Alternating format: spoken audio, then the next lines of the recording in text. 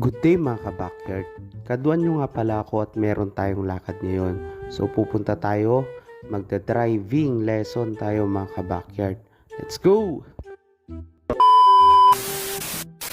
Marahil nagtataka kayo mga ka-backyard. Medyo matagal na kasi natin since nung nabili natin yung ating sasakyan. Actually 3 months mahigit na siya. Na tabunan tong video natin na to mga ka-backyard. Tapos meron kasi tayong experience dito na gusto kong i-share kaya ginawan ko na din siya ng content. Ayan, so papunta na tayo mga ka-backyard kasi ngayon yung scheduled nga na driving lesson natin. Actually, very much excited tayo dito mga ka-backyard kasi nga alam nyo naman na nung bumili tayo ng sasakyan ay hindi tayo marunong talaga mag-drive mga ka-backyard. So nilakasan lang natin yung loob natin kasi nga syempre alam naman natin na positive naman tayo na matututunan natin mag-drive mga ka-backyard kasi nga marunong naman tayo mag-motor, ayan, tricycle. So tingin ko naman mga ka-backyard konti na lang yung adjustment natin. So sa kabilang bayan lang pala yon mga ka-backyard yung pupuntahan natin. So linggo siya, weekend, so sakto naman wala tayong pasok mga ka-backyard. Kaya sinadya ko talagang ganun para nga yung time namin is buong araw makapag-focus ako sa driving lesson mga ka-backyard.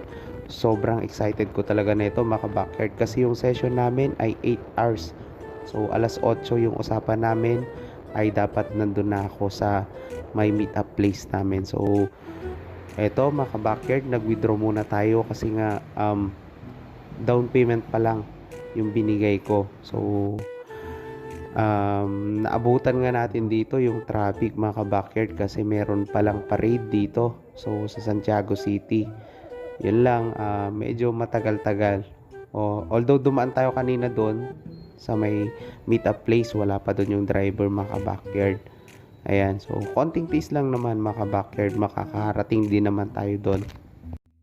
Ayan, nung dumating nga tayo dito mga ka-backyard, sinusubukan nating kontakin yung driver kaso ang naging problema hindi siya sumasagot mga ka-backyard. So may problema tayo, hindi sumasagot. Tapos although sinabihan na din naman tayo before nung nag-enroll tayo dito na busy kasi yung mga driver dito. So yun lang, nalaman natin mga ka-backyard, sumagot yung driving lesson na wala daw yung driver mga ka-backyard, nasa Manila daw. So ang ginawa natin canceled yung lakad natin. Actually hindi naman siya canceled, nagpunta tayo lang, hindi natuloy yung driving lesson natin mga ka-backyard. Unfortunately wala tayong magagawa kasi may mga ganun talaga uncontrollable events. So pinakiusapan ko na lang sila na babalik na lang ako by next week kasi nga pinag-iisipan ko baka i-refund ko na lang din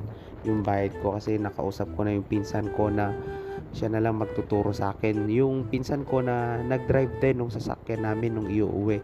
So alam ko naman, confident naman ako na matuturuan niya ako mga ka-backyard. At yun naman yung result talaga mga ka-backyard. Naging blessing in disguise kasi nga nakamura tayo regarding sa driving lesson kasi malaklaki din yung binayaran natin sa driving lesson mga ka-backyard. Bagamat frustrated tayo mga ka-backyard, ganun talaga.